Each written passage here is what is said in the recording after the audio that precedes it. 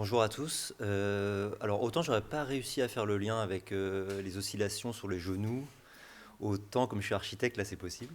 Il se trouve que je travaille aussi avec l'entreprise Le Bras Frères, qui sont les charpentiers de Notre-Dame, et notamment sur une charpente à Nevers. Et c'est peut-être une des choses importantes qui est un peu indirectement liée à ce dont je vais vous parler, mais c'est que les disciplines de la transformation la construction, l'aménagement, sont complètement en train de se poser un tas de questions. Et puis, le Bras Frère est notamment une entreprise qui s'en pose beaucoup.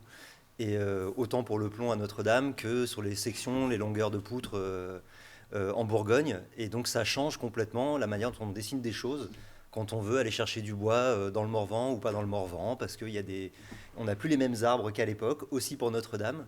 Et donc il y a vraiment une relation assez forte entre les changements, les transformations aussi climatiques de notre territoire, et puis ce qu'on va choisir dans l'aménagement, dans les bâtiments, y compris à travers des choix aussi de représentation culturelle. Bon, voilà, ça me permet juste de faire le lien avec la conférence d'avant, aussi par rapport à la question qui a été posée sur le stockage dans les couvertures. C'est intéressant sur le patrimoine existant. Après, je pense que pour faire une toiture en métal, on génère plus de CO2 qu'on en stockerait pendant très longtemps. Et du coup, il y a aussi d'autres manières de stocker du CO2, comme par exemple préserver des zones humides. Et donc ça me permet un peu de glisser vers ce sujet-là. Euh, donc nous, le projet Revit, ça veut dire résilience d'une ville estuaire face au risque d'inondation. Et elle assemble plusieurs disciplines, avec, vous l'aurez compris, des architectes en formation, des paysagistes, au sein de l'école d'architecture de Paris-Est, qui est au bout de l'avenue Blaise Pascal, pas très loin, et d'autres personnes comme le CEREMA et le STP. Donc avec le CEREMA, pour ceux qui ne les situent pas trop, c'est une entité qui aide et qui assiste énormément les collectivités sur les questions d'aménagement et qui crée aussi des modalités liées à la transition écologique en France et qui accompagne beaucoup les collectivités sur ce sujet-là et qui est doté historiquement d'un paquet d'ingénieurs territoriaux, d'hydrauliciens, de mathématiciens, de chercheurs, de praticiens avec des casquettes très différentes et qui ont des pôles un peu partout en France, et le STP, donc avec un laboratoire avec des spécialistes plutôt ingénieurs qui sont des personnes qui modélisent des canaux et des ouvrages hydrauliques, des infrastructures.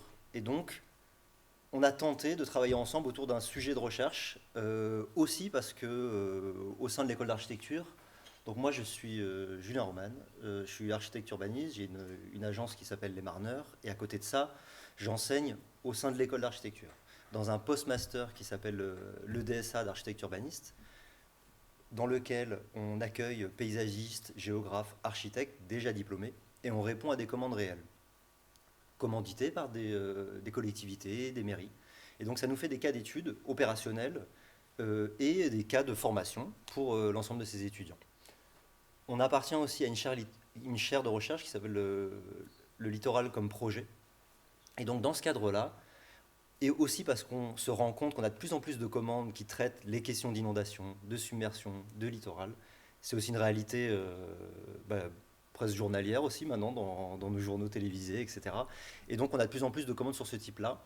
Et nous, on y répond d'abord à travers des questions spatiales, donc plutôt nos disciplines d'architectes et de paysagistes. Et on se rend compte qu'on est de plus en plus en dialogue avec des hydrauliciens, des ingénieurs qui ont d'autres compétences. Et que du coup, un des enjeux de la recherche, c'est déjà d'arriver à créer un dialogue, même au sein des études, pour l'ensemble de ces étudiants en formation.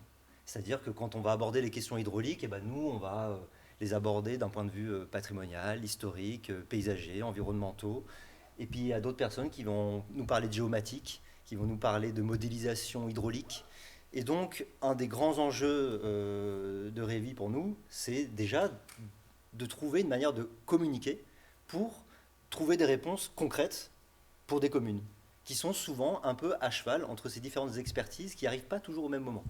Donc ça, c'était assez important pour nous parce que souvent, on hérite d'un package d'études, d'ingénierie, en tant qu'architecte ou paysagiste, et puis on doit les digérer pour faire un projet spatial avec une commande directe liée aux usages, aux enjeux culturels de la ville.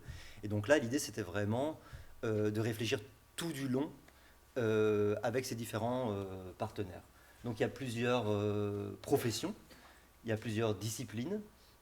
Il y a aussi un statut un peu particulier de la formation, puisqu'ils sont à la fois professionnels et étudiants, ce qui donne lieu à des commandes qui n'ont pas tout à fait trouvé leur chemin dans la commande réelle. C'est-à-dire, c'est souvent des problèmes qui ne sont pas solubles. À savoir construire dans des zones où on n'a pas le droit de construire, on voudrait aménager des zones inondables, mais on sait très bien qu'on ne peut pas vraiment le faire. Et du coup, c'est des territoires qui sont un peu bloqués dans leur dialogue avec l'État et les différentes personnes qui prescrivent ou qui interdisent ou autorisent les choses. Et donc nous, l'idée, c'est que cette formation, elle prenne des cas d'études un peu concrets pour les rendre opérants. Et en même temps, le fait que ce soit encore des études et des objets de recherche rend les commanditaires très ouverts aux résultats, ce qui est du coup assez exceptionnel comme carte de recherche. Bon, les premières réunions qu'on a fait tous ensemble, on n'avait effectivement pas les mêmes mots pour parler des mêmes choses.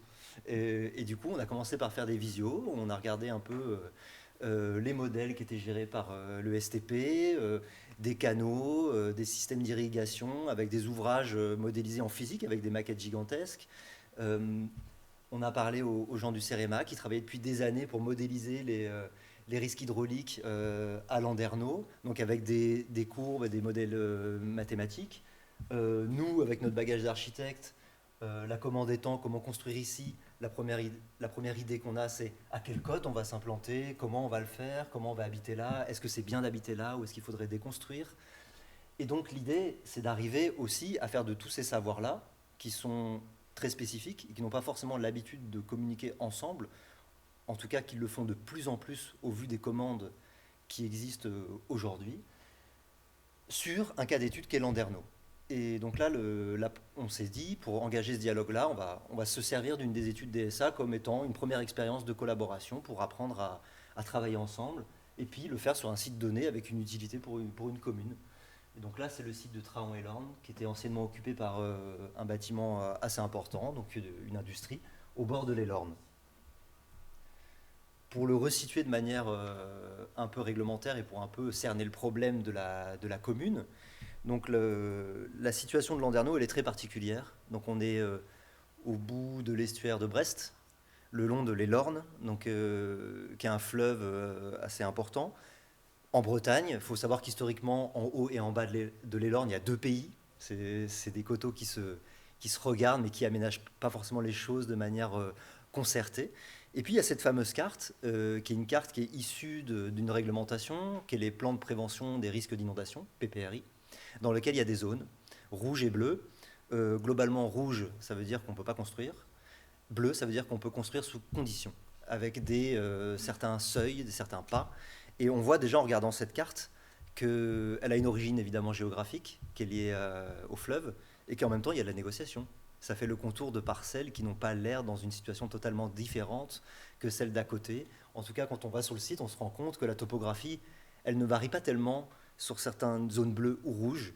Et donc en fait, ça fait l'objet d'une négociation qui a été faite avec les services de l'État, qui est basée sur des modèles hydrauliques pointus générés par des hydrauliciens, et qui est ensuite après un outil d'aménagement pour la ville.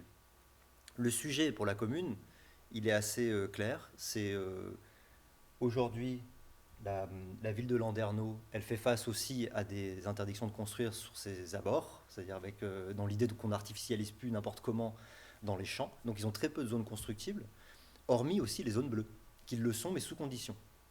Et donc la question qu'ils nous ont posée, c'est peut-on habiter là? Comment?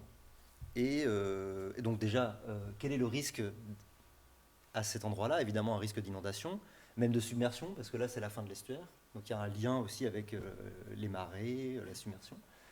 Sécheresse, qui est en fait en lien direct avec les inondations, parce que plus c'est sec, plus ça coule vite aussi. Et donc avec une énorme thématique de ruissellement sur tous les affluents de l'Elorne. Et puis après, il y a d'autres risques, qui sont plutôt des risques liés aux aménagements et au patrimoine existant, c'est-à-dire le risque d'abandon. C'est-à-dire que si on ne peut rien faire sur tous les bâtiments qui jouxtent l'Orne, c'est une partie importante de la ville qui s'effondre. Et puis ça met aussi des choses et des territoires en danger si on ne fait rien. Et donc c'est aussi agir pour sauvegarder certains usages, certains patrimoines importants, mais aussi pour mettre dans des situations un peu plus résilientes certains lieux. Et donc, il y a 3 étudiants qui ont travaillé avec le STP et le CEREMA pendant 4-5 mois, de manière assez intense, euh, pour mener un travail, pour réfléchir un peu aux différents destins que pouvait prendre ce site. Donc juste pour resituer Landerneau, donc là on voit la rade de Brest, il y a plusieurs villes qui sont dans cette situation estuarienne. Donc c'est un cas d'étude qui pourrait aussi être un peu retrouvé aux jonctions entre le maritime et le fluvial.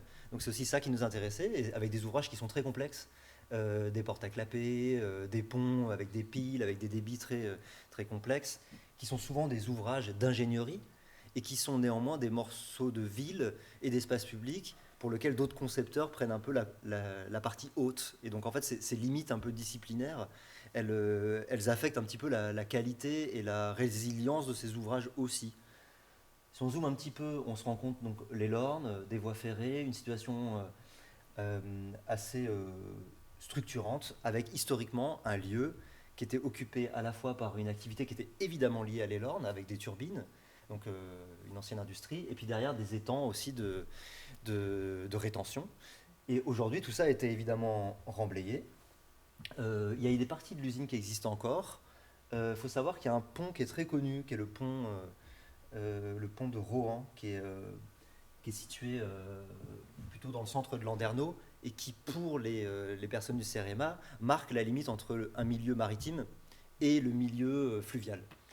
Et là, on se trouve sur un autre pont, qui était le pont des Écossais, qui avait été construit avec la tannerie, et puis qui a été complètement remblayé, qui est en partie aujourd'hui à un point P, puis avec des vestiges assez importants. Donc là, vous avez un peu un exemple de cette société linéaire à l'époque. Donc il y a une partie de ce patrimoine-là qui existe encore, et d'autres qui ont été un peu démolis, occupés par le point P. Ensuite, c'est une commune et une ville qui est évidemment très habituée aux intempéries. C'est-à-dire que eux, ils ont un package d'études hydrauliques qui ont déjà été faites, et il se trouve que les services techniques ont une manière assez empirique et très précise d'identifier les risques d'inondation. C'est-à-dire que quand l'eau arrive rue machin truc à un endroit, ils savent que 5 minutes plus tard, elle arrivera à cet endroit-là. Et donc, ils ont à peu près des interventions qui sont efficaces à peu près 98% en cas d'inondation. Et donc, tout ça pour dire que c'est un territoire qui est aussi en partie un peu amphibie, et qui a déjà une logique d'espaces qui sont acquis ou cédés à l'eau. Et donc, la forme de la ville, des espaces publics, se rétracte ou pas en fonction des inondations. Néanmoins, on voit qu'aujourd'hui, dans des aménagements comme ce site-là, ils ont une logique plutôt de remblaiement, d'occupation avec des usages type boulistes, volets dans les Lornes. Et puis là, ils projettent de construire à cet endroit-là des logements. Les études en amont du CEREMA sont basées déjà sur des relevés hydrauliques pendant certaines années. Ils avaient travaillé, ils ont aussi fait ça dans le cadre du projet REVI. Ils ont regardé les sondes qu'ils avaient regardées à l'époque pour collecter un tas d'informations. Et nous, ce qui nous intéressait en tant que concepteurs, c'était de bien évaluer le risque, et aussi de définir des cotes et des fréquences pour ces aléas. Et donc, ils ont généré des courbes. Je ne vais pas rentrer dans le détail de ça, mais en gros, ce qu'il faut retenir de ça, c'est nous, ce qu'on cherche à savoir, c'est à partir de quelle cote on est hors d'eau, sachant que c'est qu'une partie de la réponse, c'est d'imaginer qu'on va rehausser les choses et être hors danger, alors que ce qui change surtout, c'est la fréquence des aléas. C'est pas le fait qu'on va arriver à obtenir une cote haute dans laquelle on sera hors d'eau, mais plutôt que cette cote sera atteinte de plus en plus de fois. Et donc, ça veut dire qu'il faut concevoir des aménagements qui soient habitués à ces récurrences, ou se retirer quand c'est trop fréquent. Parce que l'idée, c'est pas de développer une surtechnicité à certains endroits pour pouvoir habiter absolument, mais vraiment d'arriver à évaluer si c'est des territoires où il est intelligible ou pas d'aménager. Et donc ces diagrammes, ils sont très précieux pour nous, et ils ont un lien direct en fait avec la manière dont on a fait du projet dans les bâtiments et les aménagements. Donc ça, c'est pour vous montrer qu'il y a tout un régime qui est maritime, il y a un autre qui est fluvial. Évidemment, le fluvial, il est directement lié à un tas d'affluents qui ne font pas l'objet du PPRI, qui ne sont pas forcément intégrés dans les documents de réglementation et d'inondation. Ça, c'est le pont de Rohan, historique, et qui fait office un peu de filtre à sable, mais aussi qui retient une partie de l'eau. Et donc, à terme, la ville se posera aussi des vraies questions de réhabilitation de ce bâtiment, d'ouverture et du rôle qu'il a comme goulot à l'entrée maritime de la ville. Là, c'est plutôt les terrains qui sont une fois en eau, une fois pas en eau, et qui sont qui sont plutôt des espaces publics submersibles et déjà en usage à Landerneau. L'hypothèse qu'ont fait les étudiants pour aborder ces questions de modélisation qui sont très complexes pour appréhender on va dire ces ouvrages aussi très techniques, 5 minutes, c'est ça. Ils ont fait l'hypothèse que en fait, l'estuaire, quelque part, allait se déplacer. C'est-à-dire qu'il va y avoir un rehaussement du niveau marin, les vagues de submersion vont être plus fréquentes, et quelque part, une partie de la réponse, c'est aussi de considérer que la mer va aller un peu plus loin que le pont de Rohan, et peut-être qu'elle va aller jusqu'au pont de l'Écossais. En tout cas, d'imaginer que l'estuaire ou le fleuve avait un domaine qu'il fallait aussi respecter, c'est leur hypothèse d'entrée avec du coup à l'appui des modélisations hydrauliques pour un peu trouver la manière dont vont évoluer les sols, dont vont évoluer la géomorphologie au droit de l'Élorn. Évidemment, ça, c'est les parcelles qui sont encore constructibles à Landerneau et qui se fait un peu la vision opposée d'une vision qui serait celle de on va redonner la place au fleuve, c'est il faut trouver des manières d'habiter ce site-là, parce que Landerneau, c'est une ville qui est assez importante et qui accueille aussi beaucoup de personnes. Donc ils ont fait, je vais aller assez vite là-dedans, ils ont fait 4 scénarios. Donc c'est là aussi où c'est des réponses qui sont très cherchantes de leur part. Ils n'ont pas donné un projet qui est directement opérationnel. Ils ont donné 4 hypothèses d'aménagement qui généraient des projets d'habitation et d'espaces publics différents autour de cette idée d'un nouvel estuaire. La première, c'était d'imaginer que en fait, une partie de la solution serait la jetée. Et toutes les 4 récits que je vais vous présenter, ils sont basés sur des typologies volontairement littorales, alors qu'on est à un endroit plutôt fluvial au bord de l'Élorn. Donc là, l'idée, c'est est-ce qu'il faut développer les choses à la manière d'une jetée, c'est-à-dire plutôt en gagnant du terrain, en mettant en place une infrastructure, des pilotis, et en sauvegardant des sols et en laissant des rez-de-chaussée qui sont transparents hydrauliquement, qui permettent aussi de développer une certaine végétation. Est-ce que ça, c'est un cadre qui est intéressant pour habiter? À quelle cote on se met pour pas que ce soit absolument dangereux pour les gens qui y habitent? Quel programme on met? Et donc ça, c'est la première hypothèse. Est-ce qu'on peut imaginer des logements avec presque une logique de jetée, comme on pourrait avoir sur le littoral? Et ils ont tiré un peu jusqu'au bout cette hypothèse, avec ensuite en explorant les structures des bâtiments, la manière dont on pourrait habiter, avec cette hypothèse-là. Donc là, ça génère, vous voyez toujours dans nos coupes, il y a des lames d'eau qui correspondent à des niveaux d'inondation. Il y en a plusieurs même, avec des surcotes qui sont aussi des résultats liés au réchauffement climatique. Une autre hypothèse, c'est la digue, c'est de se dire en fait, il faut se protéger. Et donc, la digue, c'est quoi? La digue existante sur le site, c'est la route qui jouxte le site, qui est hors d'eau, qui est aussi hors zone du PPRI. Et donc, l'idée, c'est de se dire cette infrastructure qui existe, la route, on va s'appuyer dessus pour construire et on va plutôt libérer le site et consolider les abords, notamment de la route, qui est absolument un axe important à l'échelle de la ville. Et du coup, là, c'est plutôt une continuité avec les restes des espaces publics de Landerneau qui est mis en place. Et vous voyez qu'au pied de la digue, l'idée étant de sauvegarder les zones humides. Donc là, vous avez encore une fois une image en coupe avec d'un côté des logements, à l'espace plutôt dédié à l'Élorn, dans lequel on garde des bâtiments, mais qui accueille des programmes qui sont aussi submersibles, où il n'y a aucune technique au rez-de-chaussée, avec presque l'idée de mise en ruine de certains bâtiments. Une autre hypothèse qui est volontairement assez provoque, qui est de se dire, ok, si on construisait un pont habité, qu'est-ce que ça ferait? Et au même titre que le pont du Rohan, qu'est-ce que ça voudrait dire de construire à la manière dont c'est construit Landerneau, plutôt des grandes traversées qui mettent en lien les deux pays historiques autour de l'Élorn.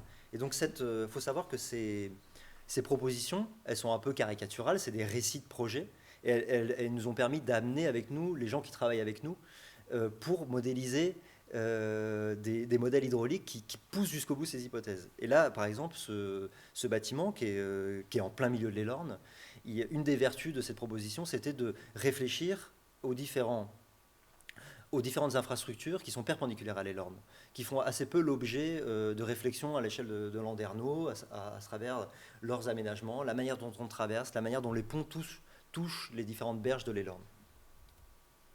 Et quelque part, c'est un peu ce qui existait. Évidemment, ce bâtiment, il idée que c'était plutôt une infrastructure avec des systèmes assez transparents aussi en son centre pour pouvoir laisser passer l'eau, et qu'il agrégerait finalement plutôt des programmes dans ses têtes, mais c'était plutôt une structure capable qui mettait en relation les deux rives. Et je terminerai là-dessus, qui est le scénario, l'autre scénario, qui est peut-être, on pourrait dire, le plus vertueux en termes d'écologie, qui serait de désaménager le site, mais qui est en fait paradoxalement celui qui a aussi qui nécessite le plus de construction au sens de transformation des sols, de mise en retrait, de confortement d'autres aménagements qui sont à côté. Et donc c'est aussi cet équilibre-là qui est porté par cette idée-là, mais qui était plutôt l'idée de la plage, et qui était l'idée qu'on va dédier ce site plutôt à une zone d'extension de crues, et qui mettait en relation vraiment tous les affluents de l'Elorn comme étant des objets aussi à traiter, et de réflexion pour pouvoir aménager le long de ces différents cours d'eau qui à la fin génèrent aussi les inondations dans l'Elorn. Et donc là, l'idée, c'était évidemment de préserver l'ensemble du site, et plutôt d'aller trouver des situations de construction dans l'ensemble des emprises attenantes, à la fois dans un tissu d'activité industrielle juste à côté, donc avec vue aussi sur un paysage qui n'existe pas aujourd'hui, qui serait une plage. Donc imaginez des situations un peu dans des cœurs d'îlots d'activité, avec des habitations qui donnent désormais sur un lieu qui est renaturé. Donc ça, c'est aussi un travail qu'on a un peu mené auprès de la collectivité. Et donc là, vous voyez une situation qui est assez différente des autres, où le site est complètement désaménagé. Voilà. Donc nous, ce qui nous a intéressé, c'était d'arriver à travailler avec des gens qui sont un peu moins des spécialistes que nous, d'arriver à collaborer autour d'objets et de typologies qui sont très variées. Par typologie, j'entends les bâtiments. Quand on a fini des études d'architecture, on a compris qu'une partie de notre métier allait porter sur des bâtiments. On a parfois un peu moins compris que ça pouvait porter sur les espaces publics, encore un peu moins compris que ça pouvait porter sur les infrastructures. Et on est parfois, ça on l'a compris, mais on est peu outillé pour aborder des espaces naturels et très ouverts, du moins pas autant que des paysagistes. Et donc tout ça aujourd'hui est complètement entremêlé et dans un destin commun qui est celui des inondations et des risques qui sont de plus en plus fréquents. Et donc l'idée, c'était vraiment d'arriver à faire un travail qui était transdisciplinaire et qui était aussi assez cherchant dans ses réponses, avec 4 récits qui mettent un peu en tension des positionnements aussi sur un cas de figure qu'est Landerneau, quoi. Voilà. Et ça, c'est les maquettes. Peut-être juste dans les conclusions et les choses qu'on pourrait faire mieux. Donc nous, on a fait des propositions spatiales. On a beaucoup parlé avec nos partenaires CEREMA et ESTP au début de l'étude. Après, c'est des choses qui se font aussi très vite, avec des maquettes que nous, on fait, qui sont physiques et qui sont pas forcément faciles à manipuler ni à rendre mobiles. Et donc, on a aussi trouvé des moyens de projeter les différents risques dessus, un peu low-tech, en projetant, en faisant du mapping sur des maquettes. Il y a sûrement une étape encore plus ambitieuse qui serait d'arriver à faire des maquettes dans lesquelles on peut faire couler de l'eau avec des regards très empiriques, comme le font le STP, sur les canaux, en disant voilà, si j'aménage ça ici, l'eau se déploie comment. Et ça, c'est assez difficile pour nous à fabriquer. Et puis pour eux, ce qui est difficile, c'est de fabriquer des modèles qui sont à la fois très précis et qui peuvent être modifiés. C'est-à-dire qu'en fait, une partie de leur travail, qui est très long, c'est d'arriver à représenter la réalité qui est observable dans des systèmes informatiques ou en maquette. Et du coup, pour aller plus vite, souvent, ils raccourcissent les données.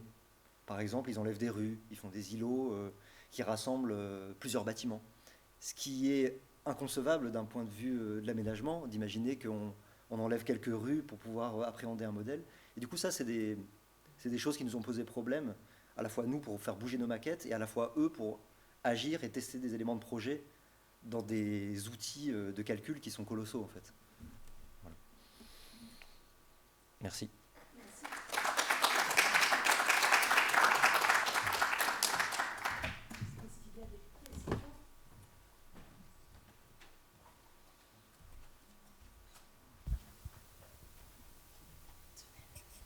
Bonjour, alors merci pour cette présentation.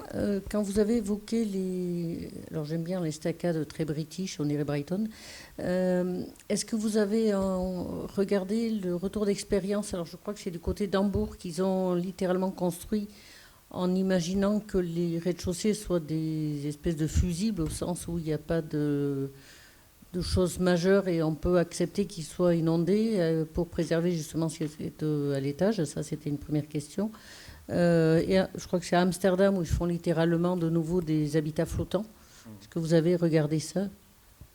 Ouais, en plus, il y a un lien avec Landerneau parce que le directeur des services techniques est hollandais. Il est ingénieur paysagiste et hollandais. Ouais, c'est des choses qu'on regarde. Bah, déjà, à Hambourg, il y a plusieurs cas de figure, quoi, entre Hafen City, où il y a des rez-de-chaussée qui sont construits avec vraiment une réflexion assez forte et aussi de défense par rapport à l'inondation. Puis après, il y a des quartiers flottants. L'histoire des Pays-Bas est faite de polders. Ce qui avait pour, d'ailleurs, ce qui perturbait assez le directeur des services techniques, qui appréhendait plutôt ces questions-là dans des dimensions très élargies, un peu plutôt comme aux Pays-Bas, c'est-à-dire à l'échelle de polder, avec l'idée qu'on vit avec l'inondation. Et ce qui n'est pas forcément le cas dans des communes comme Landerneau, en fait, où on n'a pas à la fois l'emprise pour agir sur des territoires aussi grands, autant qu'aux Pays-Bas. Et en même temps, effectivement, pour répondre à votre question, on peut répondre de manière technique et précise dans des typologies. Donc nous, une partie de notre travail, c'est déjà de mesurer si c'est le bon endroit pour habiter. Après, évidemment, on regarde les différentes typologies. C'est-à-dire, on essaye d'évaluer comment on aménage au moins un rez-de-chaussée pour qu'il soit transparent, comment on protège des structures en cas d'inondation. Faut savoir que les crues, il y a aussi des périodes de retour qui sont assez longues, donc ça rend aussi inaccessible des logements. Donc ça veut dire qu'ils sont conçus en étage, avec des baies vitrées qui permettent d'en faire des espaces de refuge pour ensuite être libérés en cas d'inondation. Après, les étudiants, c'est une formation plutôt d'urbanisme à la base, dans laquelle on essaie de pousser au maximum les questions typologiques, à la fois structurelles dans les bâtiments, mais aussi dans tous les autres ouvrages. Et donc on n'a pas le temps non plus de regarder techniquement les matériaux les plus résistants à l'eau, comment ça se comporterait, etc. Mais l'idée, c'est déjà de mettre en place des typologies qui aient du sens d'un point de vue d'inondation et qui aient du sens d'un point de vue de l'aménagement. C'est-à-dire que si on a un rez-de-chaussée qui est très très haut, enfin un R+1 habitable, il faut y aller. Et donc comment on l'accroche à l'espace public? Est-ce qu'on l'accroche à une rue qui est elle-même inondable? C'est-à-dire qu'on se rehausse par rapport à une rue dans laquelle on ne pourrait plus passer en cas d'inondation. Donc ça pose un tas de questions aussi de seuil qui vont de pair avec des questions techniques hydrauliques, mais qui vont aussi de pair avec des questions de seuil dans l'espace public, d'accessibilité, de seuil d'un espace privé, de seuil d'un espace collectif, etc. Merci. Je vous contacterai parce que je pense qu'il y a des choses dont il faudrait qu'on discute. Je voulais savoir l'outil de modélisation hydraulique. C'était quoi? Ah, le logiciel? Je ne saurais plus. C'est le CEREMA qui l'a fait? Oui. D'accord. Avec une emprise de modélisation limitée à la vallée de l'Elorn ou qui prend en compte la baie avec éventuellement un maillage spatial différencié? Ils ont fait d'abord ils avaient des modèles hydrauliques à une très grande échelle, puisque leur objectif, avant même que le projet existe, ils étudiaient l'Elorn pour déterminer l'influence maritime et l'influence fluviale et leur point de contact, et savoir comment les choses se comportaient. Donc très grande échelle. Et du coup, nous, on est arrivé en disant, on nous pose une question sur une parcelle ici, et donc il a fallu redéfinir des dalles un peu plus précises pour pouvoir appréhender les choses sur le site, qui sont néanmoins reliées par l'ensemble du bassin versant.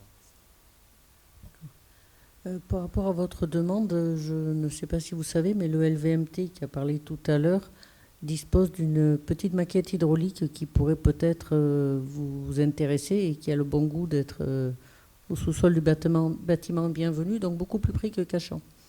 Ok.